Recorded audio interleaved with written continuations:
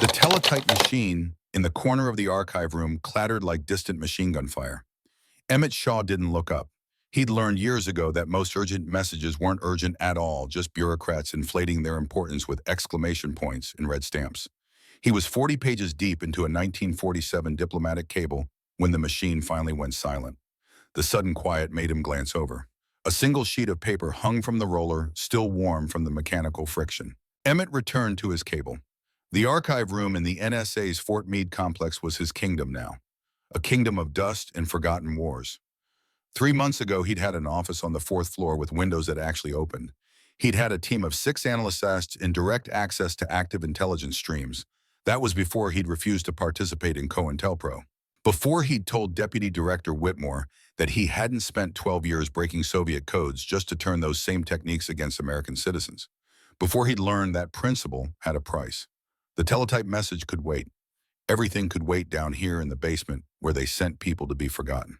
Emmett adjusted his reading glasses, cheap drugstore frames he'd bought to replace the government-issued ones they'd confiscated, along with his security clearance, and continued reading.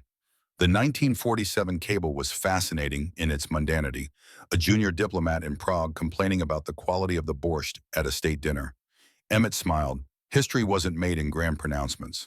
It was made in the margins and the complaints about soup in the small human moments that revealed larger truths. The archive room door opened. Emmett didn't turn around. Whoever it was would either leave or announce themselves.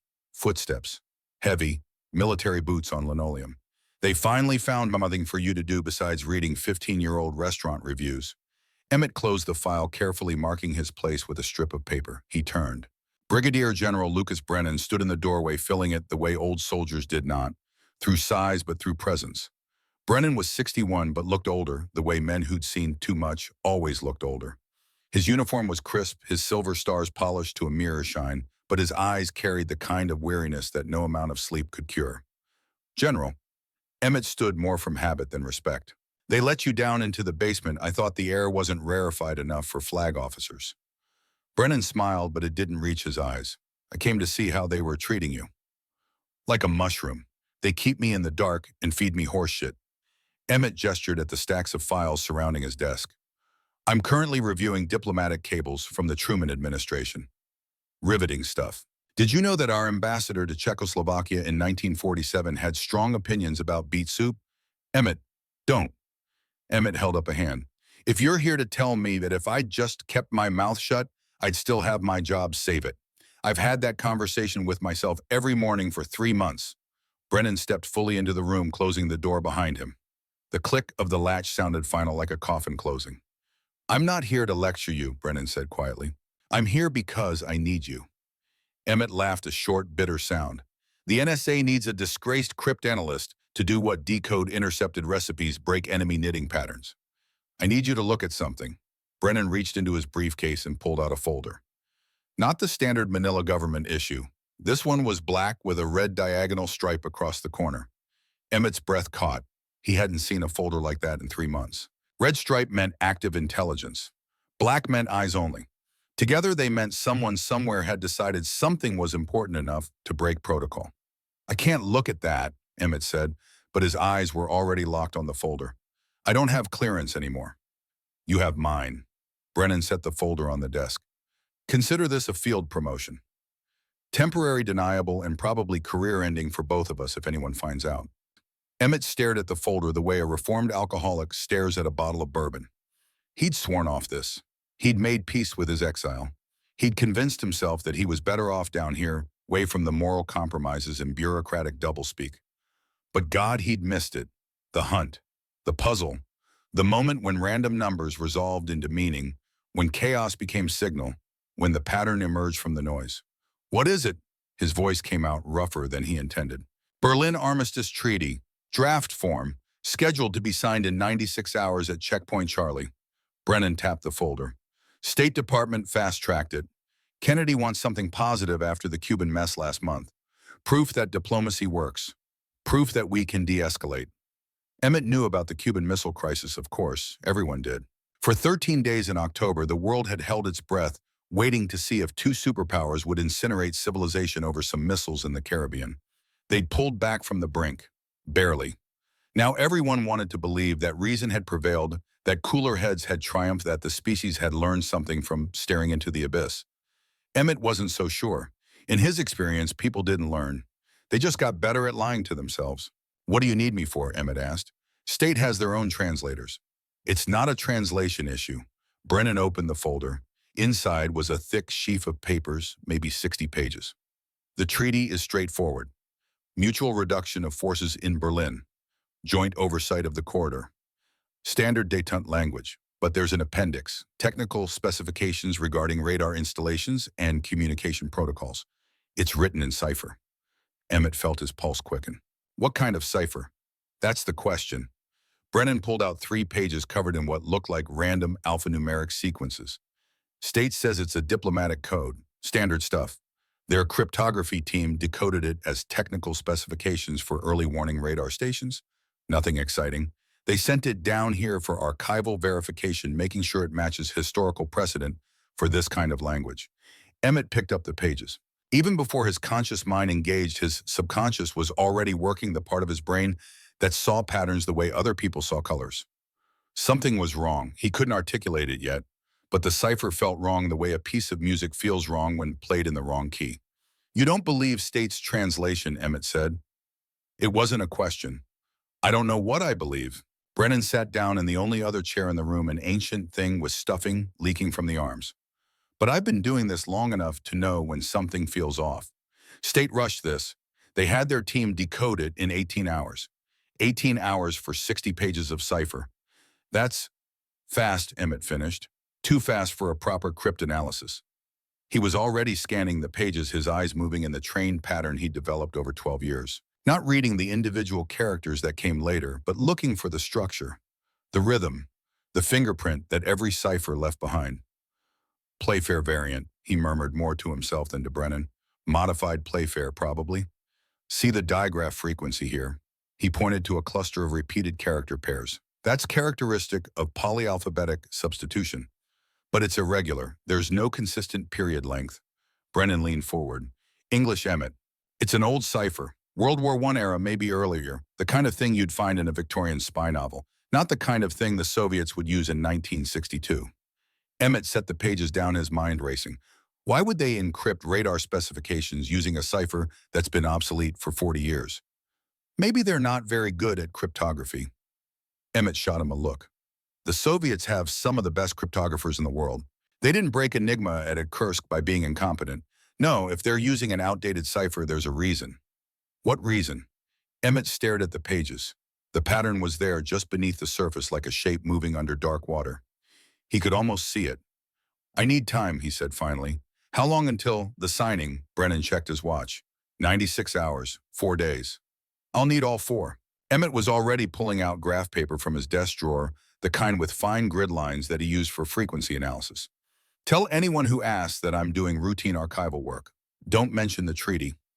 "Emmett," Brennan's voice carried a warning, "if you find something, anything that contradicts State's analysis, it needs to go through official channels. I can't have you going rogue." Emmett looked up. "Like I went rogue on COINTELPRO."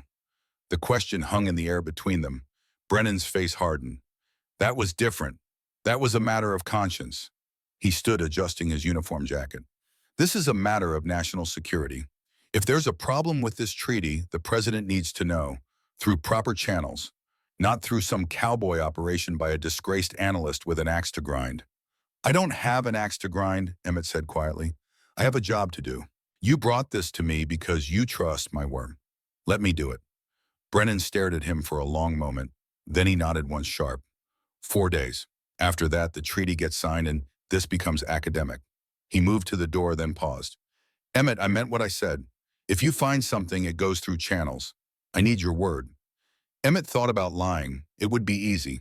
Give Brennan the assurance he needed, then do whatever needed to be done. But he'd already lost one career by refusing to lie. He wasn't about to start now. "You'll have my analysis," he said instead. "What you do with it is your decision." It wasn't the answer Brennan wanted, but it was the only one Emmett could give. After Brennan left, Emmett sat alone in the archive room, staring at the 3 pages of cipher. The teletype machine in the corner clattered back to life, spitting out some new urgent message that wasn't urgent at all. He ignored it. Instead, he picked up his pencil, a Dixon Ticonderoga #2, the same kind he'd used since his first cryptography class at M1T, and began to work. The thing about ciphers was that they were never really about the letters. They were about the spaces between the letters, the rhythm, the pattern. Every language had a fingerprint. English favored certain letter combinations, T-H-E-R-I-N-G. Russian loved its consonant clusters, STCHVZ, HVZ. German built words like Lego blocks, stacking prefixes and suffixes until you had 30-letter monstrosities that meant something specific and untranslatable. Every cipher tried to hide that fingerprint, but in hiding it, the cipher created its own fingerprint, its own pattern. Emmett's job was to find that pattern. He started with frequency analysis, the most basic tool in the cryptanalyst's kit. He went through all 3 pages counting how often each character appeared. A appeared 97 times, E appeared 112 times, T appeared 83 times. He plotted the frequencies on graph paper, creating a visual representation. In standard English text, E should dominate, appearing about 13% of the time. A and T should cluster around 8 and 9%. But this cipher's distribution was flatter, more uniform. That suggested a polyalphabetic substitution, a cipher that used multiple alphabets, shifting between them according to some pattern. Playfair's cipher used digraphs, pairs of letters instead of individual letters. It was clever for its time, much harder to break than simple substitution, but it had weaknesses. Repeated digraphs in the plain text would usually produce repeated digraphs in the ciphertext. Emmett started marking repeated pairs. QX appeared 4 times, RB appeared 6 times, VN appeared 9 times. He was 3 hours into the analysis when he noticed something odd. The repeated digraphs weren't evenly distributed. They clustered in certain sections of the text. Pages 1 and 2 had almost no repetition. Page 3 was full of them. That was wrong. If this was a standard Playfair cipher encoding technical specifications about radar stations, the repetition should be roughly uniform. Technical writing was repetitive by nature. You'd see the same terms, frequency, bandwidth, antenna signal, over and over again. But this cipher had one highly repetitive section and 2 sections with almost no repetition at all. Emmett leaned back in his chair, chewing on the end of his pencil. The archive room's fluorescent lights hummed overhead, a sound that had given him headaches for the first month until his brain learned to filter it out. 2 possibilities. 1, the plain text itself was structured oddly. Maybe pages 1 and 2 were introductory material, with page 3 being the actual technical specifications. That would explain the difference in repetition patterns. 2, the cipher was more sophisticated than it appeared. Maybe it was a 2-stage encryption. Encipher the message with Playfair, then encipher the result with something else. That would explain why the pattern felt wrong. Emmett checked his watch. It was past midnight. He'd been working for 9 hours straight. His eyes burned and his back ached from hunching over the desk. He should go home, get some sleep, come back fresh in the morning. But he knew he wouldn't sleep, not with the pattern gnawing at the edge of his consciousness just out of reach. He stood stretching, feeling his spine crack. The archive room was in the basement of NSA headquarters, 3 levels below ground. No windows, no natural light, just endless rows of filing cabinets and the persistent smell of old paper in government-issue cleaning solution. Emmett walked to the small kitchenette in the corner. Calling it a kitchenette was generous. It was really just a coffee maker on top of a filing cabinet, and poured himself a cup. The coffee was 8 hours old and tasted like it had been filtered through a gym sock, but it was hot and caffeinated, which was all that mattered. He carried the cup back to his desk, sat down and stared at the cipher again. The pattern was there. He could feel it, like a word on the tip of his tongue, like a name he couldn't quite remember. He tried a different approach. Instead of looking at letter frequency, he looked at word length. In the decoded version, State had provided the one claiming this was technical specifications for radar stations. The average word length was 6.3 characters. That was long, unusually long. English averaged 4.7 characters per word. Technical writing ran a bit longer, maybe 5.2 because of specialized terminology. But 6.3, that was pushing into German territory. Emmett pulled out the State Department's translation and started reading it carefully. The language was dense, full of jargon and technical specifications, but it felt off. Not wrong exactly, just off. Like a piece of music played by a technically proficient musician who didn't quite understand the emotional content. He was halfway through the 2nd page when he saw it, a phrase upon signature activation protocol. Emmett stopped, read it again. Upon signature activation protocol. That wasn't how engineers wrote. Engineers were precise. They'd say upon activation of the signature protocol, or when the signature protocol is activated. Upon signature activation protocol was grammatically correct but idiomatically wrong. It sounded like something translated from another language by someone who understood grammar but not idiom. Emmett flipped back to the cipher, found the corresponding section. The characters didn't mean anything to him, yet he hadn't broken the cipher, but he could see where the phrase would have been encoded. He counted the characters. 31. Upon signature activation protocol was 31 characters including spaces. That was suspicious. In Playfair cipher, you didn't encode spaces. You encoded digraphs pairs of letters, which meant the encoded version should be longer than the plain text because you had to add padding letters to separate repeated characters and handle odd-length messages. Unless the cipher wasn't Playfair at all. Unless it was something else entirely, something that just looked like Playfair to a casual analysis. Emmett's pulse quickened. He grabbed a fresh sheet of graph paper and started over this time looking for something more complex. A two-stage cipher, or maybe a book cipher, where each number corresponded to a word in a specific text. He worked through the night. The coffee went cold. The fluorescent lights hummed. The teletype machine clattered periodically with messages that might as well have been from another planet. By 4 in the morning, he had it. Not the full cipher, not yet, but the pattern, the fingerprint. It wasn't Playfair. It was a variation of the Zimmermann telegraph cipher, the same system the Germans had used in World War I to send the infamous telegram to Mexico, promising them Texas and Arizona if they'd attack the United States. The Zimmermann cipher had been broken in 1917 by British intelligence. It was obsolete, crackable. Any modern cryptanalyst could break it in a few hours with the right tools. So why would the Soviets use it in 1962 unless they wanted it to be broken? Unless the message state had decoded the technical specifications about radar stations was meant to be found, which meant there was another message, a real message hidden beneath the fake one. Emmett stood up so fast his chair rolled backward and hit the filing cabinet behind him with a metallic crash. His hands were shaking, not from fear, from excitement. From the pure adrenaline rush of the hunt. He'd found the pattern. Now he just had to decode the message.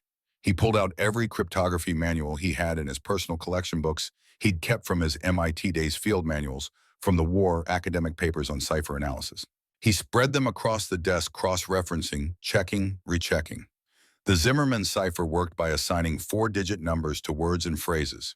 You'd have a code book, a dictionary that said 1, 2, 3, 4 meant Mexico, and 5, 6, 7, 8 meant attack, and so on. But you needed the code book to decode the message. Without it, you were just staring at numbers. Unless you could reconstruct the code book from context, from frequency analysis, from knowing what kinds of messages people sent in diplomatic cables. Emmett had spent 12 years reading diplomatic cables, thousands of them, in a dozen languages.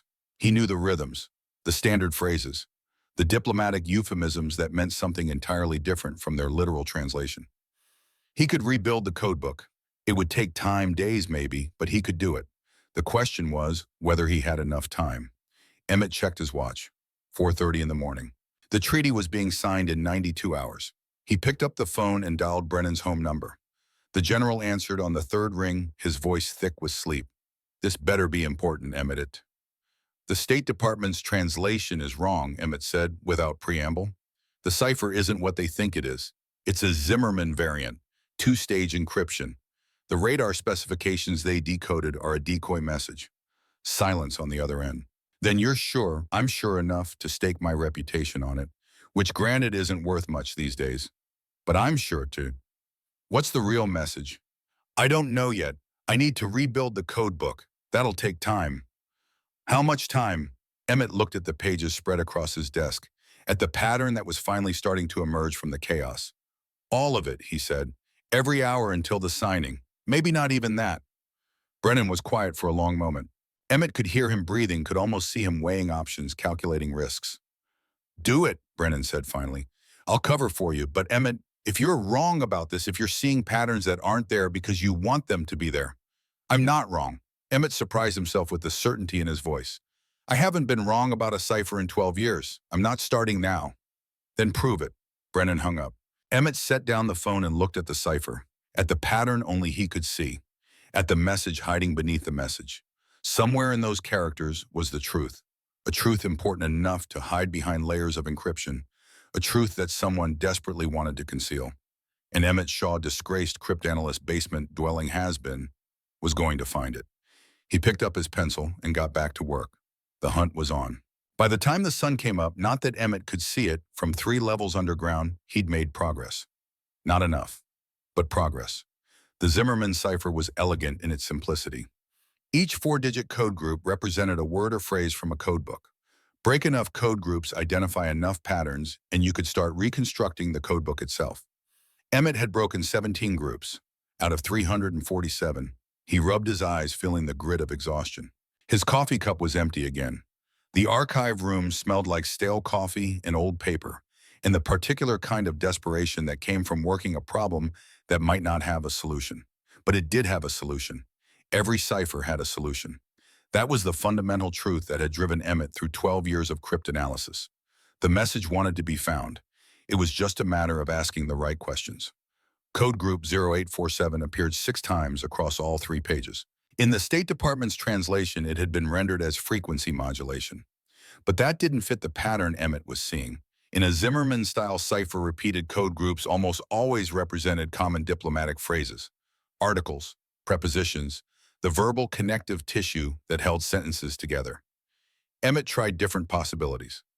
The, and, of, to. None of them fit when he ran the frequency analysis against known diplomatic cable patterns. Then he tried upon. The pattern locked into place like a tumbler in a lock. Code group 0847 meant upon, which meant code group 1293, which always appeared immediately after 0847, probably meant signature. Emmett felt the familiar rush of the breakthrough. Once you had a foothold, the cipher started to unravel. Each solved group gave you context for the next. It was like archaeology brushing away layers of sand to reveal the structure beneath. He worked it faster now, his pencil scratching across the graph paper.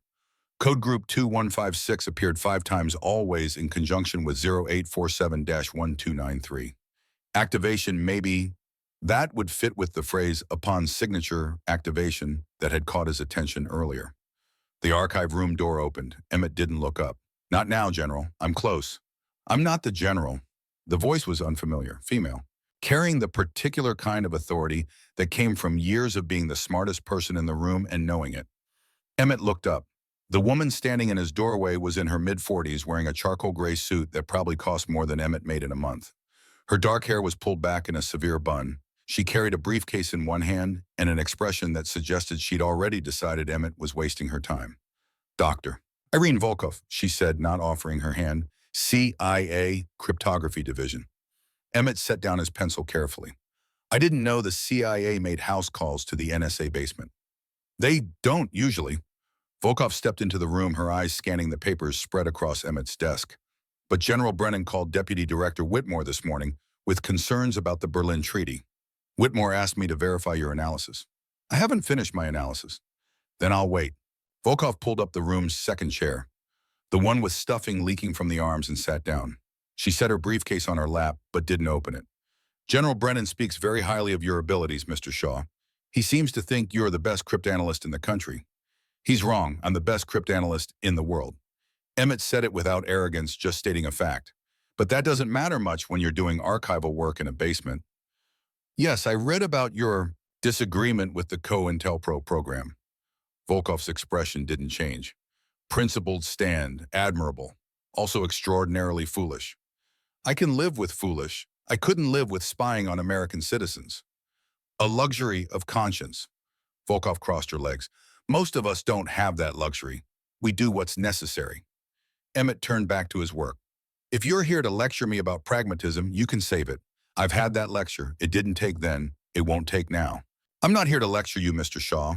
I'm here to understand why you think the State Department's translation is incorrect. She leaned forward slightly. The cipher was analyzed by a team of 6 cryptographers, all of them with top-secret clearances, all of them with years of experience.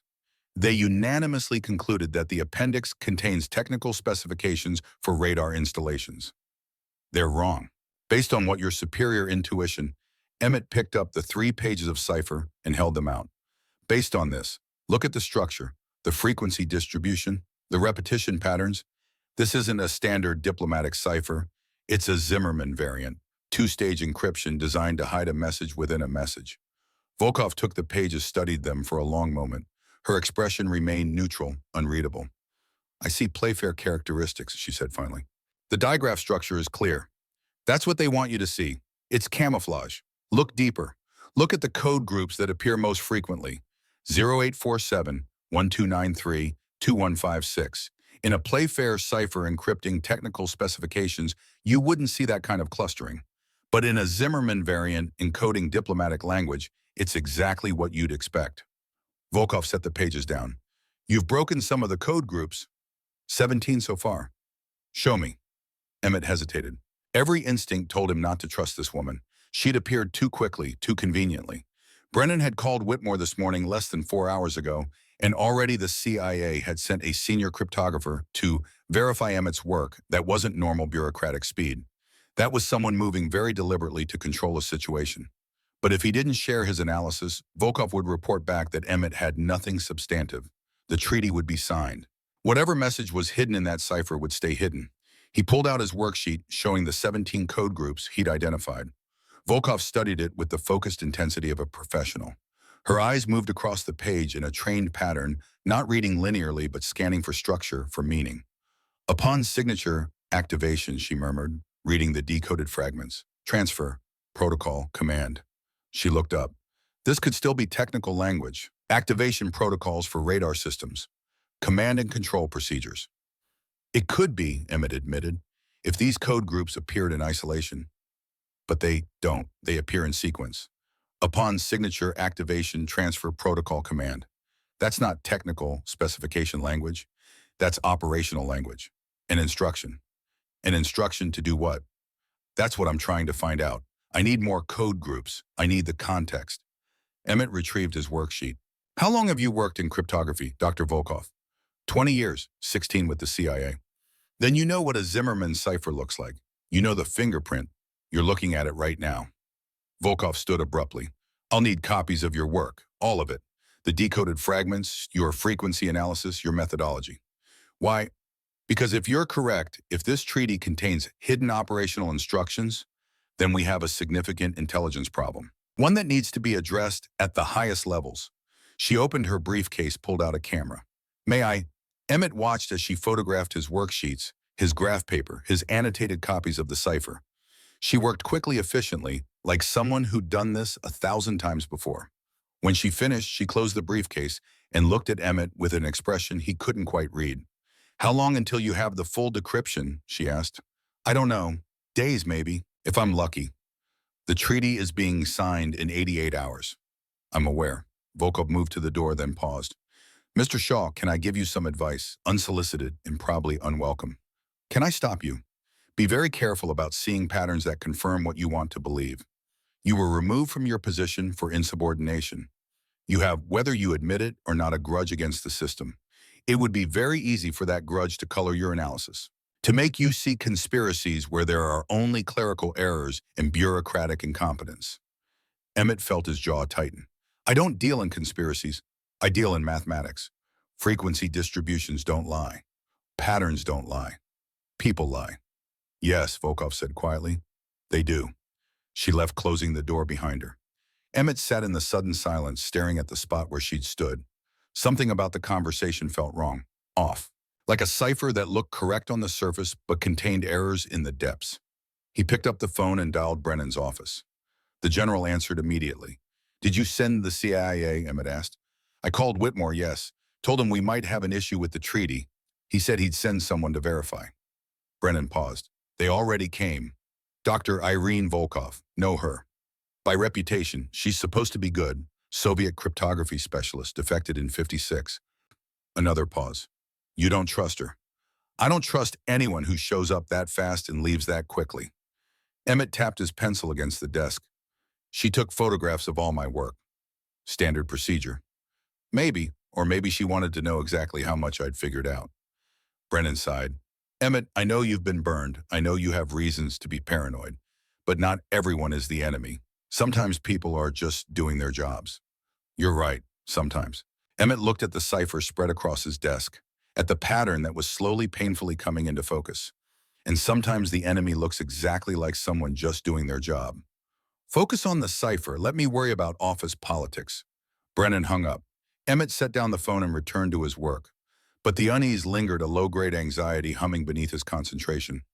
Volkov had asked the right questions. She'd examined his work with professional competence. She'd behaved exactly as a CIA cryptographer should behave, which was what bothered him. Because in Emmett's experience, when something looked exactly right, it usually meant someone was working very hard to make it look that way. He worked through the day, breaking for coffee and bathroom breaks and nothing else. By evening, he'd decoded 43 code groups. The message was starting to take shape like a photograph developing in a darkroom. Upon signature, activation, transfer, nuclear custody, West Berlin Soviet Command Protocol. Emmett stared at the words he'd written on his worksheet. Read them again. A third time. Nuclear custody. Not radar specifications. Not technical protocols. Nuclear custody. West Berlin housed American nuclear weapons. Had since the late 1950s. Strategic deterrence against Soviet aggression. Everyone knew they were there. But the specifics, how many, what type, under whose direct control, were classified at the highest levels.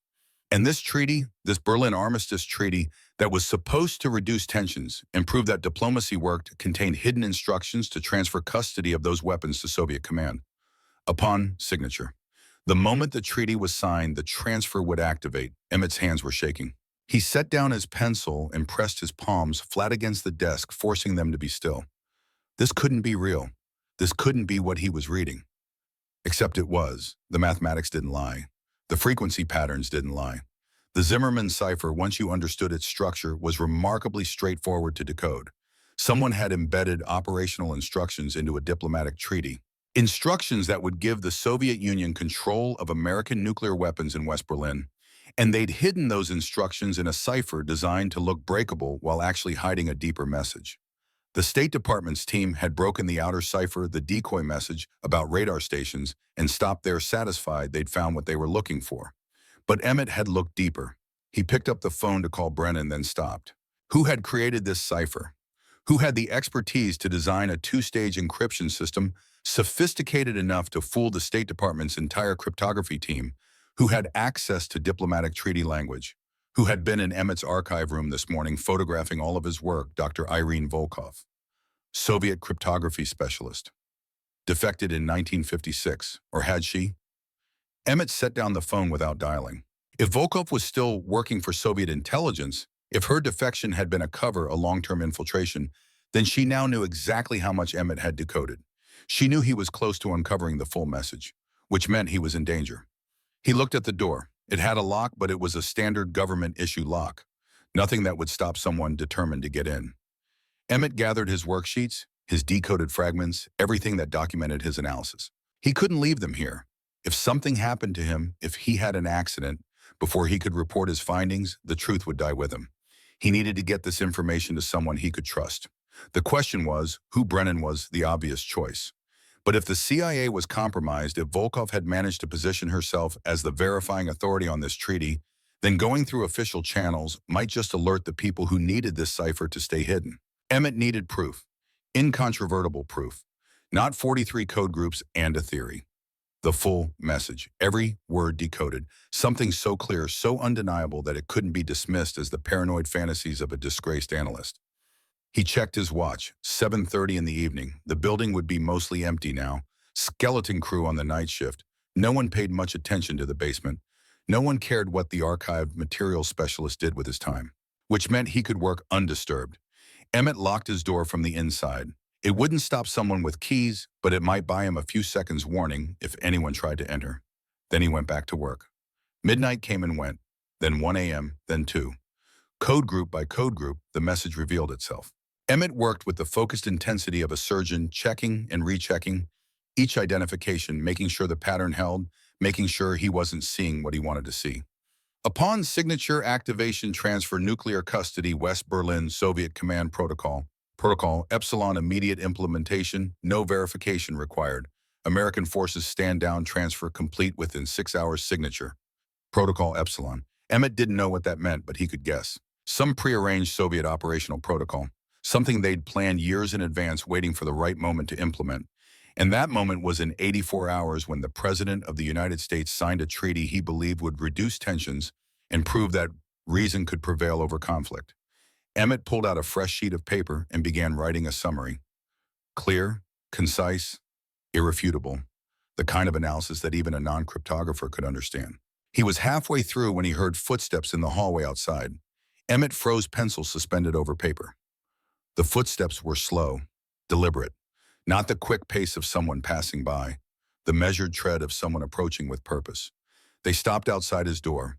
Emmett looked at the lock, standard government issue. He looked at his worksheets spread across the desk, evidence of everything he'd discovered. He looked at the only other exit, a ventilation grate high on the wall that led to the building's air circulation system. Too small for a person to fit through.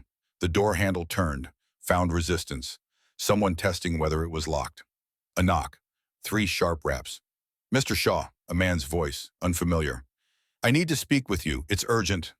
Emmett didn't answer. His eyes scanned the room, looking for anything that could serve as a weapon. A stapler, a heavy 3-hole punch, a letter opener that might charitably be called sharp. "Mr. Shaw, I know you're in there. I can see the light under the door." Another pause. "My name is Captain Wesley Thorne. I'm General Brennan's aide. He sent me to check on you." That could be true, or it could be someone who knew that claiming to be Brennan's aide would make Emmett open the door. "Show me your identification," Emmett called out. "Slide it under the door." A moment of silence.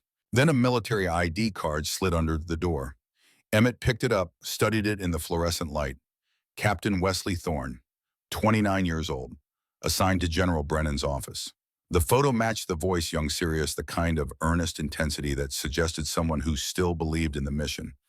Emmett unlocked the door, opened it 6 inches, keeping his body blocking the gap. The man in the hallway matched his ID photo.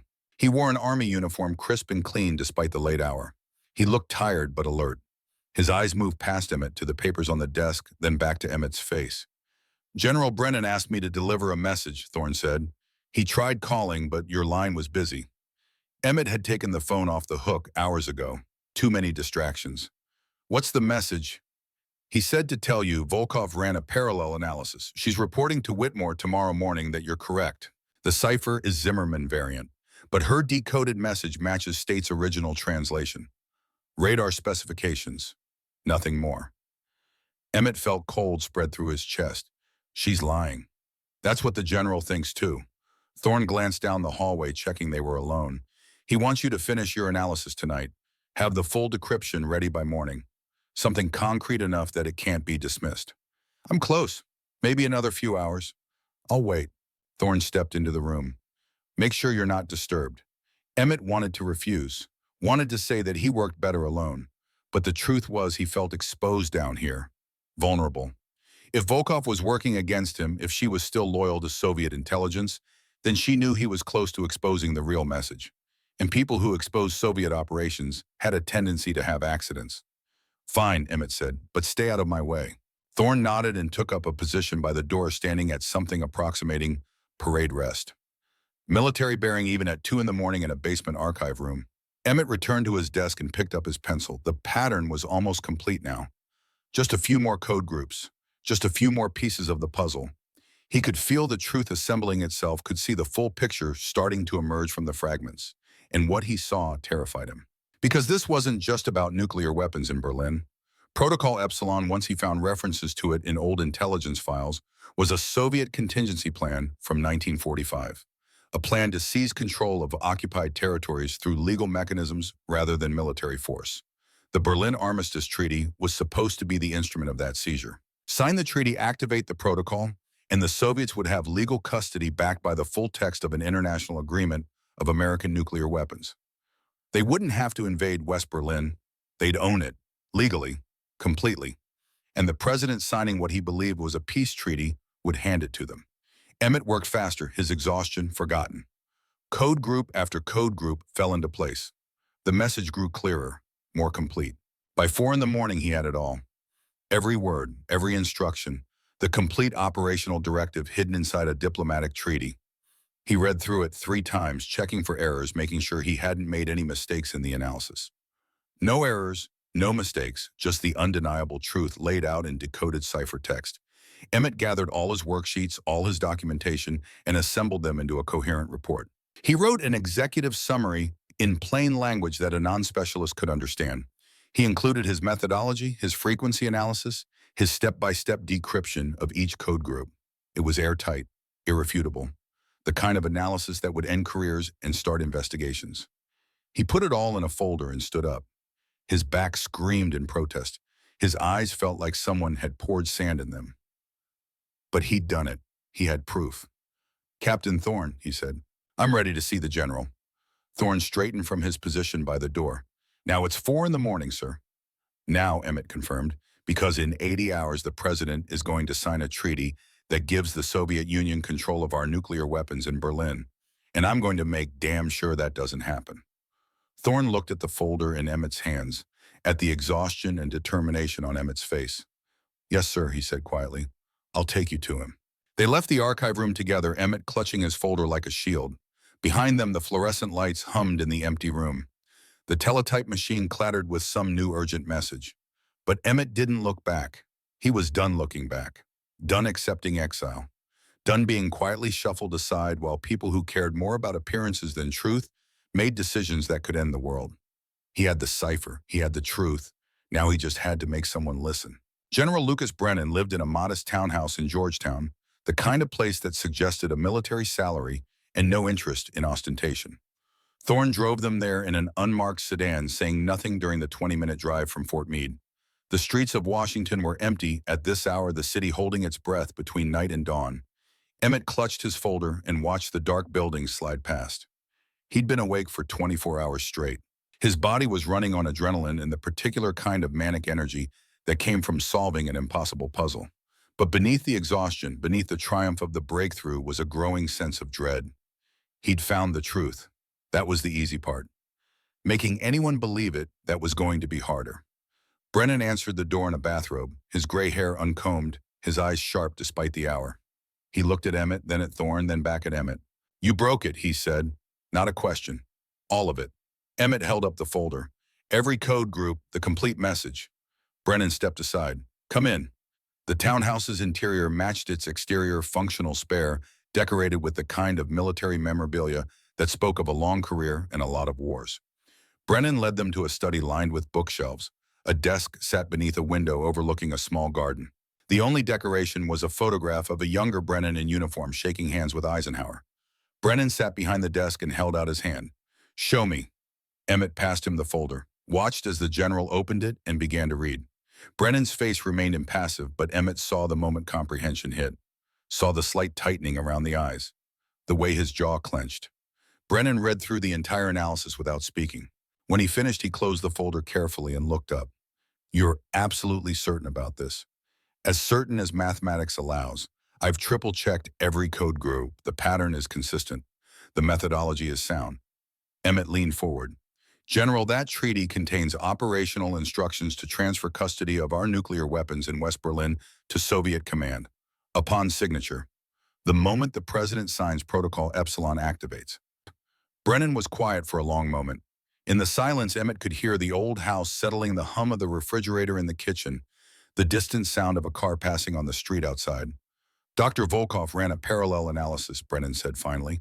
"She's reporting that you're correct about the cipher-type Zimmerman variant two-stage encryption, but her decoded message confirms State's original translation.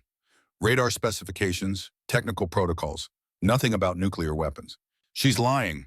Or you're wrong." Emmett felt his exhaustion crystallize into anger. "I'm not wrong. Look at the frequency analysis. Look at the code group distribution. Look at the decoded fragments." "I have looked." Brennan's voice was quiet but firm. "I believe you, Emmett. But belief isn't enough, not for this. Not when we're talking about stopping a treaty that the president personally negotiated. A treaty that's supposed to prove diplomacy works after we came within hours of nuclear war over Cuba. If that treaty gets signed, I know what happens if it gets signed." Brennan walked to the window. The first gray light of dawn was bleeding into the sky. "The question is how we stop it. We need to go through proper channels. Present your analysis to Deputy Director Whitmore at CIA. Let him evaluate it against Volkov's analysis. If he agrees with you, he takes it to the director. The director takes it to the president. And if Volkov's already convinced Whitmore that I'm wrong, if she's positioned herself as the expert whose opinion carries more weight than mine. Emmett shook his head. General, we don't have time for bureaucratic process. The treaty is being signed in 79 hours. Then we make time. Brennan turned back from the window. Because the alternative is what you and I show up at the White House with this folder and demand an audience with Kennedy, we'd be thrown out before we made it past the gate. Captain Thorne, who'd been standing quietly by the door, cleared his throat. Sir, if I may. Brennan nodded. Mr. Shaw is right that we can't wait for normal channels, but we also can't bypass the system entirely. We need someone with access, someone the president trusts. Thorne paused. What about Congressman Gaines? Emmett frowned. Who's Congressman Gaines? Fletcher Gaines, Massachusetts, chairman of the House Intelligence Committee. Brennan's expression was skeptical. He's been one of the biggest supporters of the Berlin Treaty. He sees it as his legacy proof that legislative oversight can guide foreign policy toward peace, which is exactly why he'd care if the treaty is compromised, Thorne said. If someone's using his peace initiative to hide an operation, he'd want to know. And he has direct access to the president. Emmett looked at Brennan. You know this Gaines. I've testified before his committee. He's smart, ambitious, genuinely believes in what he's doing. Brennan sat down again, his expression thoughtful. He's also a politician, which means he cares about his reputation. If we bring him a conspiracy theory about Soviet infiltration and we're wrong, he'll bury us to protect himself. We're not wrong, Emmett said. Then we'll need to prove it to him, completely, incontrovertibly. Brennan checked his watch. It's almost 5. Gaines usually gets to his office by 7. I'll call ahead, arrange a meeting. What about Volkov? Emmett asked. If she finds out we're going to Gaines. She won't. This stays between the three of us. Brennan looked at Thorne. Captain, I need you to do something for me. Something that's probably illegal and definitely outside your job description. Thorne didn't hesitate. Yes, sir. I need you to find out everything you can about Dr. Irene Volkov. When she defected, how she defected, who vouched for her at a CIA, where she's been assigned for the last 6 years, any gaps in her service record, any anomalies. Brennan's voice was level, but Emmett heard the steel underneath. If she's a plant, if she's still working for Soviet intelligence, there will be breadcrumbs. Find them. How long do I have? Until we meet with Gaines. 3 hours, maybe 4. Brennan stood. Use whatever resources you need. Call in favors. Step on toes. Just find me something. Thorne nodded and left quickly, his footsteps fading down the hallway. Emmett and Brennan sat in silence for a moment.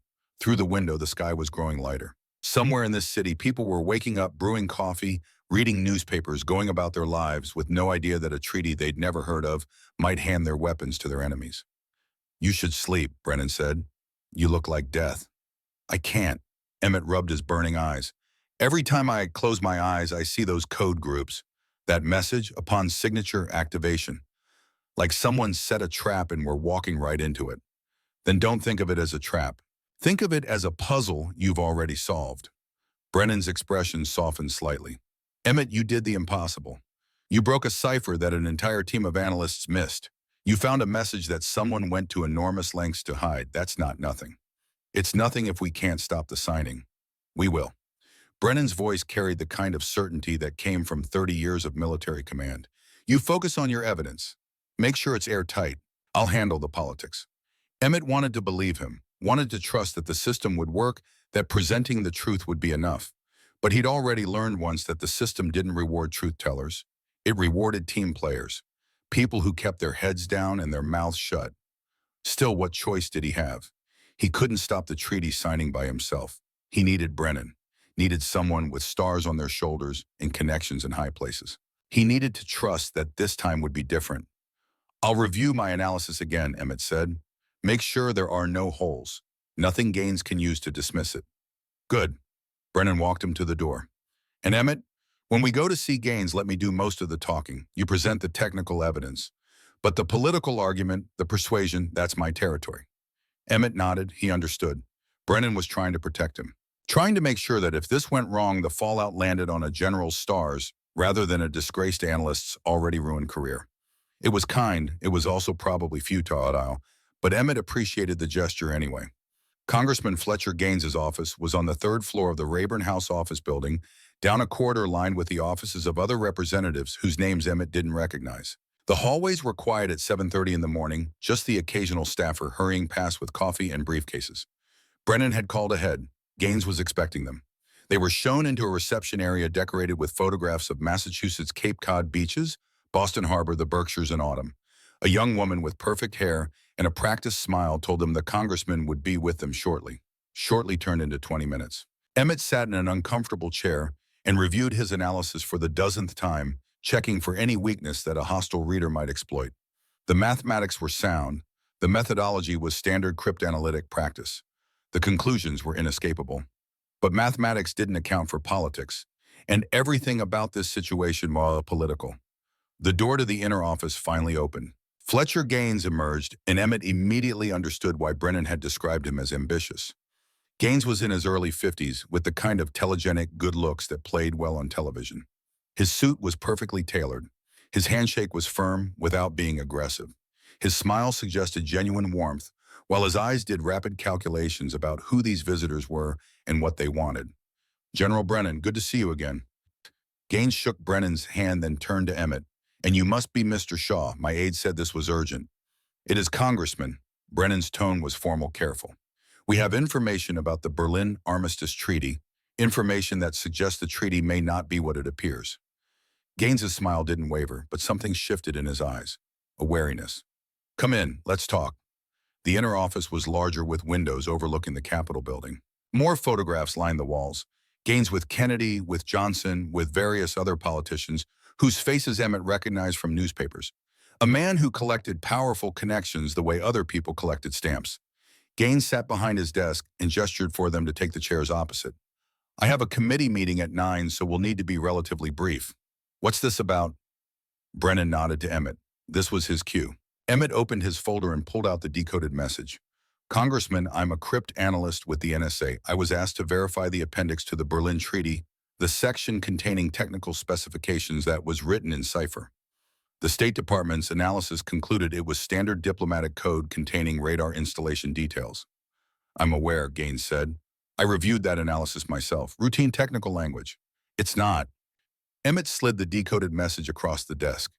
"The State Department broke the outer layer of encryption. But there's a second layer. The cipher is a Zimmerman variant, a two-stage system designed to hide a message within a message. When you decode it fully, this is what you get." Gaines picked up the paper and read. Emmett watched his face, trying to gauge his reaction. The congressman's expression remained neutral for the first few lines. Then his eyebrows drew together. His mouth tightened. He read the entire message twice before setting it down. "This is concerning," he said carefully, "if accurate." "It's accurate," Emmett said. "I've verified every code group. The mathematics is sound. That treaty contains operational instructions to transfer custody of American nuclear weapons in West Berlin to Soviet command upon signature." Gaines was quiet for a moment, his fingers steepled in front of his face. When he spoke, his voice was measured. "Mr. Shaw, I understand you were recently removed from your position in cryptanalysis due to concerns about your judgment." Emmett felt his stomach drop. "That's not... You refused to participate in a lawful program because you disagreed with its methods. You were insubordinate to your superiors. You were reassigned to archival work." Gaines's tone wasn't accusatory, just stating facts. "Now you're claiming that an entire team of State Department cryptographers missed a massive Soviet deception. You'll forgive me if I'm skeptical." "The mathematics doesn't care about office politics," Emmett said, keeping his voice level. "The cipher is what it is. The message is what it is." "I've asked CIA to run an independent analysis," Brennan interjected. "Dr. Irene Volkov, one of their senior cryptographers. She confirmed that Mr. Shaw is correct about the cipher type, but her decoded message matches State's original analysis. So your own verification contradicts Mr. Shaw's conclusions." Gaines looked between them. "Generally, help me understand. Are you arguing that CIA is wrong, or that they're lying?" Brennan hesitated. Emmett saw at that moment of uncertainty of calculation. The general was weighing his next words carefully, aware that this conversation could end his career. Emmett didn't have that luxury. His career was already over. "We're arguing that Dr. Volkov may be compromised," Emmett said bluntly. "She defected from the Soviet Union in 1956. But if that defection was a cover, if she's a long-term infiltration agent, then she has every reason to validate a false translation and discredit anyone who discovers the real message." Gaines leaned back in his chair. That's a serious accusation, Mr. Shaw. It's a serious situation, Congressman. Do you have any evidence that Dr. Volkov is a Soviet agent? Anything beyond the fact that her analysis disagrees with yours? Emmett opened his mouth, then closed it. He had suspicions. He had the timing of her appearance. He had the uncomfortable feeling that she'd come to his office to assess how much he knew, rather than to verify his work, but evidence number he had nothing concrete. Captain Thorne is investigating Dr. Volkov's background, Brennan said, looking for anomalies in her service record. So you have no evidence. Gaines stood.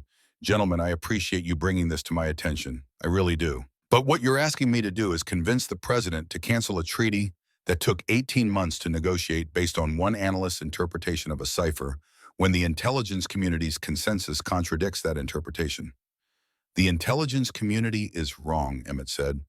Maybe, or maybe you are. Gaines's voice wasn't unkind, but it was final. I'll order another review of the treaty appendix, have a completely independent team look at it. If they find what you found, we'll take it to the president. But I'm not going to him with this, he gestured at Emmett's folder, until I have more than one man's word against everyone else's. We don't have time for another review, Emmett said, his frustration bleeding through. The signing is in 76 hours. Then the review team will work quickly. Gaines moved toward the door, a clear signal the meeting was over. General, I respect your service, and Mr. Shaw, I respect your expertise, but this is bigger than cryptography. This is diplomacy, foreign policy, presidential prerogative. I won't undermine that without absolute certainty. They were being dismissed, politely, professionally, but dismissed nonetheless. Brennan stood. Thank you for your time, Congressman. Emmett wanted to argue, wanted to grab Gaines by his perfectly tailored lapels and make him understand that mathematics didn't need consensus, that truth wasn't subject to committee review. But he saw it in Gaines's face. The decision was made. The congressman had weighed Emmett's evidence against his own political calculus and found it wanting.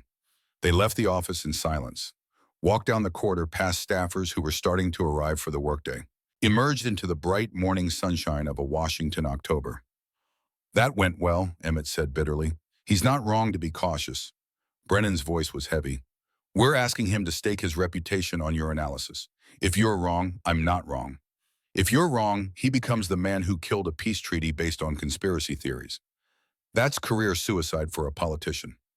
Brennan stopped walking, turned to face Emmett. We need to find another way in. Someone else with access to Kennedy. Someone who'll listen. Who the CIA thinks I'm paranoid. State thinks I'm incompetent. Gaines thinks I'm both. Emmett shook his head. We're running out of time and running out of allies. Brennan's expression was grim. Then we make our own time, and we find evidence that's impossible to ignore. A car pulled up to the curb, Captain Thorne in the driver's seat. He looked out the window at them, and Emmett saw immediately that something was wrong. Get in, Thorne said quietly. Both of you, now.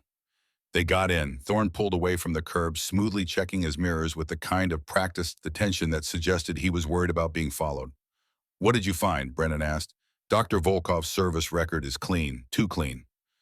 Thorne handed a folder back to Brennan. She defected in 56, was debriefed for 18 months, then started working for CIA in 58. Standard progression for a defector with valuable expertise. So she's legitimate, Emmett said, feeling his last theory crumble. I didn't say that. Thorne turned onto Constitution Avenue. Her record is clean because someone cleaned it. I talked to a friend in CAA personnel. He pulled her file for me off the record. There are gaps, time periods where her assignments don't match the official record, classified operations that were later redacted. That's not unusual for intelligence work, Brennan said. No, but this is. Thorne took a corner sharply. In 1960, Volkov was assigned to a joint CIA-NSA task force reviewing Soviet cipher systems. The task force's job was to identify weaknesses in Soviet cryptography and develop methods to exploit them. Volkov had full access to American cipher-breaking techniques, our methodology, our capabilities. Emmett felt his pulse quicken. She'd know exactly how to design a cipher that would fool American cryptanalysts. More than that, she'd know how to design a cipher with 2 layers. One that standard analysis would break, giving us a false sense of security, and a second layer underneath that would require someone to look deeper than anyone would normally look. Thorne met Emmett's eyes in the rearview mirror. Someone exactly like you, Mr. Shaw. She's been planning this for years, Brennan said slowly. The defection. The position at CIA, access to our cryptographic methods. All of it building toward this moment. There's more. Thorne's voice was tight. My contact in personnel, the one who pulled Volkov's file for me, I just got word that he was found dead an hour ago. Apparent suicide. Single gunshot to the head in his apartment. The car went silent except for the hum of the engine and the sound of traffic outside. That's not a coincidence, Emmett said. No, Brennan's face was carved from stone.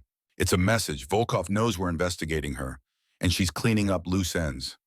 Emmett thought about the archive room, about working alone in the basement while Volkov photographed his analysis, about how vulnerable he'd been, how vulnerable he still was. She knows what I found, he said. She knows I broke the real cipher. Which makes you a problem, Thorne said. A problem she needs to solve. Take us to Fort Meade, Brennan ordered. We need to secure Mr. Shaw and his analysis. Put him somewhere Volkov can't reach. Begging your pardon, General, but Fort Meade is the first place she'll look. Thorne took another turn heading away from the highway. If she has assets at CIA, she probably has assets at NSA too. We need somewhere off the grid. Where do you suggest? Thorne was quiet for a moment. Then, I know a place. A safe house the Army maintains in Virginia. Not officially on any books. Used for debriefing, defectors, and protecting witnesses. Volkov won't know about it. How do you know about it? Emmett asked. I ran security for a debriefing there last year. Thorne met his eyes in the mirror again. It's secure, isolated. We can hole up there until we figure out our next move. Brennan considered this. How long to get there? 40 minutes. Do it. Brennan turned to Emmett. You said you can prove your analysis is correct, that the mathematics is sound. Can you do that without access to NSA's resources? I have my notes, my frequency analysis, the decoded fragments. Emmett patted his folder. I can recreate the entire decryption process from scratch if I have to. Then that's what you'll do. We'll get you set up at the safe house. You'll document everything, every step of your analysis, every calculation, every code group. Make it so clear that even a politician can understand it, so airtight that no one can dismiss it. And then what? Emmett asked. We already tried going through channels. Gaines won't listen. Who else is there? Brennan was quiet for a long moment, staring out the window at the passing city. Then we bypass channels entirely, he said finally. We go to Berlin. We stop the signing at the source. Emmett stared at him. How? We don't have authority. We don't have jurisdiction. No, but I have friends. Old connections from the war. British intelligence still has people in Berlin. If we can convince them that the treaty is compromised, they can delay the signing. Buy us time to get the truth to Kennedy. That's insane, Emmett said. We'd be operating completely outside the system. No authorization, no backup. If we're wrong, we're not wrong. Brennan's voice was absolutely certain. You broke that cipher, Emmett. You found the truth. Now we're going to make damn sure that truth gets heard, even if we have to fly to Berlin ourselves to do it. Thorne navigated through morning traffic heading south toward Virginia. Emmett sat in the back seat, clutching his folder, feeling the weight of what they were planning. This was it, the point of no return. Once they went operational outside official channels, there was no coming back. Careers would end, reputations would be destroyed, criminal charges might follow. But the alternative was letting a treaty get signed that would hand American nuclear weapons to the Soviets. When you put it that way, the choice was simple. How soon can we get to Berlin? Emmett asked. Brennan checked his watch. If we leave tonight, we can be there by tomorrow evening, 70 hours before the signing. Just enough time if everything goes perfectly. And if it doesn't, Brennan smiled grimly, then we'll improvise. I'm good at improvising. Thorne took them off the main highway onto a series of smaller roads winding deeper into the Virginia countryside. The buildings grew sparser. The trees grew thicker. They were leaving civilization behind, heading into the kind of rural isolation where secrets could be kept and questions didn't get asked. Emmett looked down at his folder, at the decoded message that had started all this. Upon signature, activation, transfer nuclear, custody, West Berlin, Soviet command, protocol Epsilon. 14 words that would change everything, if they could get someone to listen. If they could survive long enough to make them listen.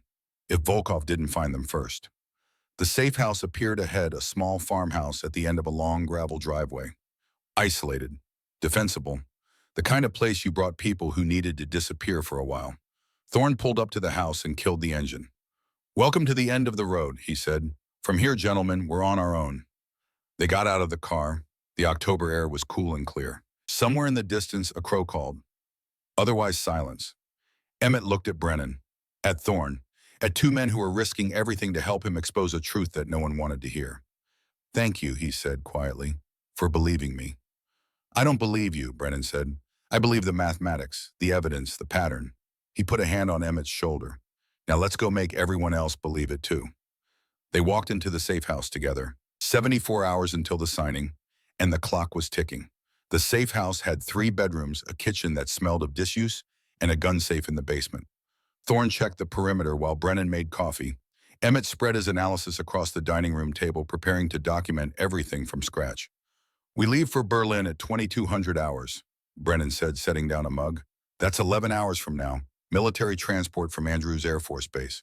I pulled in a favor from a colonel who owes me. He thinks we're doing a classified intelligence assessment. Which we are, Emmett said, not looking up from his work. Just not the kind he's imagining. How long to rebuild your documentation? 6 hours, maybe 7. Emmett's pencil moved across fresh graph paper, recreating the frequency analysis from memory. I need to make it bulletproof, something even a hostile reviewer can't dismiss. Brennan nodded and left him to work. The hours passed in focused silence. Emmett documented each code group, each pattern, each logical step in the decryption. He wrote it the way he'd write a paper for peer review. Methodical, exhaustive, anticipating every objection. By 6 in the evening, he had 40 pages of analysis. Clear, complete, irrefutable. He was binding the pages when Thorne appeared in the doorway, his face tight. We have a problem. Emmett looked up. Brennan emerged from the kitchen. What kind of problem? The general asked. I just got a call from my CO. There's a bolo out for Mr. Shaw. Be on the lookout, issued by CIA 2 hours ago. Thorne's jaw was set. They're claiming he stole classified materials, that he's mentally unstable and potentially dangerous. Emmett felt the blood drain from his face. Volkov. Has to be. She's moving fast, covering her tracks. If we try to fly commercial, Shaw gets arrested the moment he shows his ID. Even military transport, if anyone runs his name through the system, we're done. Brennan was quiet for a long moment, his expression unreadable. Then he picked up the phone and dialed a number from memory. Edmund, it's Lucas Buchanan. I need a favor. A big one. Pause. I need transport to Berlin. Tonight. 3 passengers. No manifest, no questions. Another pause. I understand the risk, but if I'm right about this, you'll be preventing a catastrophe. If I'm wrong, I'll take full responsibility. He listened, then nodded. Tempelhof, 2200 hours. Thank you, old friend. He hung up and looked at them. Sir Edmund Hartley, MI-96. We worked together during the war. He's arranging a British military flight out of Andrews. We'll be listed as consultants on a signals intelligence assessment. No names in the American system. The British are helping us? Emmett asked. The British, Brennan said with a thin smile, have as much to lose as we do if the Soviets get control of nuclear weapons in Berlin. Edmund understands that, and he trusts my judgment. The smile faded. Or he did. We're about to find out if that trust still holds. They gathered what little they had. Emmett's analysis, a change of clothes, Thorne's sidearm, and prepared to move. The plan was simple: drive to Andrews board the British transport, be in Berlin by dawn. It should have worked. They were 10 miles from Andrews Air Force Base when Thorne saw the tail. Black sedan, 2 cars back, been with us since we left the safe house. Emmett turned to look. Brennan's hand shot out, stopping him. Don't look. They already know we know. The general's voice was calm, but Emmett heard the tension underneath. How many? 2 in the sedan, maybe more. Thorne's eyes never left the rearview mirror. Sir, they're not trying to hide. They want us to know they're there. Volkov's people, or CIA. At this point, same difference. Thorne took the next exit testing. The sedan followed. Orders, sir. Brennan checked his watch. We have 40 minutes to make that flight. Can we lose them? Not without risking a chase that ends with police involvement. The moment local PD gets involved, Shaw's bolo pops up and we're finished. Emmett looked down at his folder, at 40 pages of analysis that represented the only proof of what he'd discovered. If they were arrested now, the folder would be confiscated. Volkov would make sure it disappeared. And in 46 hours, the president would sign a treaty that gave the Soviets control of American nuclear weapons. There's another option, Emmett said quietly. Both men looked at him. Drop me off. Let them follow you while I make the flight alone. Absolutely not, Brennan said immediately. You're the only one who can explain the cryptanalysis. Without you, the analysis is just paper. And then you explain it. You understand the basics. You can walk someone through the code groups, the frequency patterns. Emmett held up the folder. This is what matters. Getting this to Berlin, getting it in front of someone who can stop the signing. They'll arrest you, Thorne said. The bolo is for Emmett Shaw, NSA crypt analyst, wanted for theft of classified materials. Emmett pulled out his wallet, extracted his driver's license, and handed it to Brennan. But I don't need to be Emmett Shaw to get on a British military flight. I just need to not be on any American watch lists. Brennan stared at the license, understanding dawning. Edmund's expecting 3 consultants. Names TBD. If you're traveling under British credentials. Exactly. Captain Thorne stays with you, leads the tail on a chase to nowhere. You and I make the flight. By the time they realize I'm not in Thorne's car, we're over the Atlantic. Thorne shook his head. Sir, if I'm caught helping a fugitive, you're following orders from a superior officer. I'll make that clear in my statement. Brennan's voice was firm. The captain is right that we can't outrun them, but we can outthink them. They pulled into a rest stop. Thorne and Emmett switched jackets' hats. From a distance, in the dark, they might pass for each other. It wasn't much of a disguise, but it didn't need to be. It just needed to work for 20 minutes. Thank you, Captain, Emmett said, shaking Thorne's hand, for everything. Thorne's grip was strong. Make it count, Mr. Shaw. Don't let this be for nothing. Emmett and Brennan transferred to a taxi Brennan called from the rest stop. Thorne drove away in the sedan, the tail following. Emmett watched through the rear window until both cars disappeared into the darkness. He's a good man, Brennan said. He'll be all right. Emmett hoped that was true. But he had a sinking feeling that before this was over, a lot of good men were going to pay a price for doing the right thing. The British transport was a no-frills military aircraft, the kind designed to move cargo and personnel with speed rather than comfort. Sir Edmund Hartley met them on the tarmac, a tall man in his 60s with the bearing of someone who'd spent a lifetime in shadows. Lucas, it's been too long. The British accent was crisp, aristocratic, though I wish it were under better circumstances. So do I, Edmund. This is... Don't tell me his name, Hartley interrupted smoothly. The less I know, the better, for all involved. He gestured toward the aircraft. We have clearance for immediate departure. Flight time is 7 hours. I've arranged for you to meet with Ambassador Crane at the U.S. Embassy in Berlin at 0900 hours. Theodore Crane, Brennan frowned. I thought he was in Bonn. He flew to Berlin yesterday for the treaty signing, which I'm told you believe should not occur. Hartley's expression was neutral, but his eyes were sharp. Lucas, I'm going out on a considerable limb here. If this intelligence proves incorrect, it's not. Brennan's voice was absolute. I stake my career on it. You're staking rather more than that, old friend. But very well. Hartley nodded toward the aircraft. Wheels up in 5 minutes. They boarded. The interior was Spartan jump seats along the walls, cargo netting, the smell of hydraulic fluid and jet fuel. Emmett strapped in, clutching his folder. Brennan sat beside him, staring at nothing. The engines whined to life. The aircraft shuddered, rolled, accelerated. The ground fell away. Emmett watched the lights of Washington shrink and disappear. Somewhere down there, Captain Thorne was leading federal agents on a wild goose chase. Dr. Volkov was probably realizing her quarry had slipped the net. Congressman Gaines was going home to his Georgetown brownstone, satisfied he'd made the prudent decision. And in Berlin, preparations were underway for a signing ceremony that would change the world. Unless Emmett could stop it.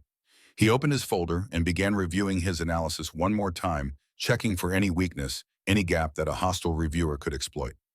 Brennan leaned over. You should sleep. You've been awake for almost 48 hours. I can't. Not yet. Emmett pointed to a section of the decryption. I need to make sure this is airtight. Ambassador Crane isn't going to want to delay a presidential treaty signing based on my say-so. I need to make the case so compelling he has no choice. You've already made it compelling. The mathematics speaks for itself. Mathematics convinces mathematicians. I need to convince a diplomat. Emmett rubbed his burning eyes. That's a different language entirely. They worked together for the next 3 hours, Brennan asking questions from a layman's perspective, Emmett refining his explanations. By the time they were over the Atlantic, Emmett had a presentation that could walk a non-specialist through the entire decryption process in 15 minutes. It would have to be enough. Brennan finally dozed off his head against the bulkhead. Emmett tried to follow suit but couldn't. Every time he closed his eyes, he saw code groups, saw Volkov's unreadable expression, saw the treaty waiting to be signed, saw Protocol Epsilon activating and American soldiers in West Berlin waking up to find their nuclear arsenal under Soviet control. The aircraft droned through the night. Emmett stared out the small window at the darkness below, wondering if Thorne had been arrested yet, wondering if his own career would survive this, wondering if any of it would matter if they failed. Dawn was breaking when they began their descent into Tempelhof. Berlin was cold, not the crisp autumn cold of Washington, but the damp, penetrating cold of a city that had seen too much and forgotten how to be warm. Emmett stood on the tarmac at Tempelhof watching Soviet and American flags fly side by side over Checkpoint Charlie in the distance, 44 hours until the signing. Sir Hartley had arranged transport to the U.S. Embassy. They rode in silence through streets, still scarred by war, past the wall that split the city in half, past guard towers, where soldiers watched with rifles and suspicion. Ambassador Theodore Crane was a career diplomat, 60 years old, with the kind of patient weariness that came from spending decades negotiating with a people who rarely negotiated in good faith. He received them in his office overlooking the Tier Garden, his expression carefully neutral. General Brennan, Sir Edmund speaks highly of you, though he was somewhat cryptic about the nature of your visit. Crane's eyes shifted to Emmett. And you are a concerned citizen, Emmett said, because it was technically true. Crane's eyebrow raised slightly, but he didn't press. Sir Edmund suggested this concerned an urgent intelligence matter related to the Berlin Armistice Treaty. The signing is in less than 2 days. What intelligence could possibly warrant this kind of irregular approach? Brennan nodded to Emmett. This was his moment. Emmett opened his folder and pulled out the decoded message. Mr. Ambassador, the treaty appendix contains encrypted operational instructions. When decoded those instructions, order the transfer of American nuclear custody in West Berlin to Soviet command upon signature. The moment President Kennedy signs Protocol Epsilon, a Soviet contingency plan from 1945 will activate. He slid the decoded text across the desk. Crane read it. His face remained impassive, but Emmett saw his fingers tighten on the paper. This is extraordinary, Crane said carefully. Who decoded this? I did. I'm a crypt analyst with NSA, or I was until 3 days ago. Emmett saw no point in lying. The State Department's analysis was incomplete. They broke the outer cipher but missed the second layer. And you discovered this second layer, how exactly? By actually looking for it. Emmett pulled out his frequency analysis. The cipher is a Zimmermann variant, two-stage encryption designed to hide a message within a message. It's sophisticated, but once you recognize the pattern, it's straightforward to decode. Crane set down the decoded message and looked at Brennan. General, you're staking your credibility on this. I am. And Sir Edmund vouches for you, which is why you're in my office rather than being escorted out by security. Crane walked to the window. But you're asking me to recommend that the president cancel a treaty that took 18 months to negotiate. A treaty that's supposed to demonstrate that diplomacy can work. Based on the analysis of one crypt analyst, whose credentials I cannot verify, and whose work contradicts the consensus of the entire State Department cryptography team. I can verify his work, a voice said from the doorway. They all turned. Dr. Irene Volkov stood there, flanked by 2 embassy security guards. Emmett's blood went cold. Dr. Volkov, Crane said, clearly surprised. I wasn't aware you were in Berlin. I arrived this morning. I was alerted that Mr. Shaw might attempt to reach Berlin through irregular channels. Volkov's eyes were locked on Emmett, following a fugitive who stole classified materials. Volkov's eyes were locked on Emmett. Mr. Shaw is wanted by the FBI for theft of government property in violation of the Espionage Act. He was supposed to be in custody, not presenting conspiracy theories to ambassadors. Brennan stood. Dr. Volkov's analysis of the treaty was deliberately falsified. She decoded the cipher to match State's translation, hiding the real message. A serious accusation, General. Volkov's voice was calm, almost amused. Do you have any proof? Your service record, the gaps, the classified operations, your assignment to the Joint Task Force in 1960 that gave you access to American cryptographic methods. Brennan's voice was hard. You've been planning this for years. Circumstantial speculation. Volkov turned to Crane. Mr. Ambassador, Mr. Shaw was removed from his position for insubordination and erratic behavior. He has a documented history of seeing conspiracies where none exist. His analysis is the product of a paranoid mind, not sound cryptography. Crane looked between them, clearly torn. I need a moment to consider. There's no time, Emmett interrupted. The signing is in 44 hours. If we wait for another review for more analysis, it'll be too late. Then we make time now. Crane's voice carried command. Dr. Volkov, you say Mr. Shaw's analysis is flawed. Prove it. Decode the cipher yourself. Here. Now. Show me that it says what state claims it says. Volkov's expression didn't change, but Emmett saw something flicker in her eyes. Calculation. I don't carry my working materials with me, Ambassador. The full decryption takes days. You have the cipher memorized. You've analyzed it twice. Emmett stood, pulling out his frequency analysis. I can recreate the entire decryption in 20 minutes. Can you? Silence. Volkov looked at Crane, then at the security guards. This is absurd. I'm not going to perform like a trained SEAL to satisfy a fugitive's delusions. You're refusing to verify your own analysis. Brennan's voice was quiet but cutting. That's interesting. Almost like you know what the real decryption will show. Crane walked back to his desk and sat down. Dr. Volkov, as the senior U.S. official in Berlin and acting under emergency diplomatic authority, I'm directing you to decode the cipher. Right now, if Mr. Shaw is wrong, his false accusation will be obvious. If he's right, he didn't finish the sentence. Volkov's mask slipped. Just for a second, but Emmett saw it. Saw the cold intelligence underneath. The calculation that she'd been outmaneuvered. I decline, she said flatly, under advice of counsel. She turned to the security guards. Arrest Mr. Shaw. He's wanted by federal authorities. The guards looked at Crane. The ambassador raised a hand. This is a U.S. embassy, Dr. Volkov. Technically American soil. But we're in Berlin, and I have significant discretion about who gets arrested on my watch. Crane's voice was steel-wrapped in diplomatic courtesy. Mr. Shaw, you have 20 minutes. Decode the cipher. Show me what it really says. Emmett's hands were shaking as he pulled out his worksheets. 20 minutes. He'd need graph paper, a clear workspace, complete concentration. Use my desk, Crane said, clearing it. I'll have my secretary bring whatever you need. Brennan stepped between Emmett and Volkov, a physical barrier. The general's hand rested on his sidearm, technically against protocol in an embassy, but no one mentioned it. Emmett spread out the cipher and began to work. The room was silent except for the scratch of Emmett's pencil on paper. He worked methodically, showing each step. Frequency analysis, pattern identification, code group reconstruction. Code group 0847, upon code group 1293, signature. Code group 2156, activation. 10 minutes in, he had the first sentence decoded. Upon signature, activation, transfer, nuclear custody. Crane leaned forward, reading over his shoulder. 15 minutes and the message was taking shape. Upon signature, activation, transfer, nuclear custody, West Berlin Soviet Command Protocol Epsilon. 20 minutes and it was complete, every word, every instruction. The full operational directive that would give the Soviets legal control of American nuclear weapons the moment Kennedy signed the treaty. Emmett set down his pencil and stepped back. Crane read through the decoded message 3 times. His face had gone pale. Jesus Christ, he whispered. Volkov was already moving toward the door.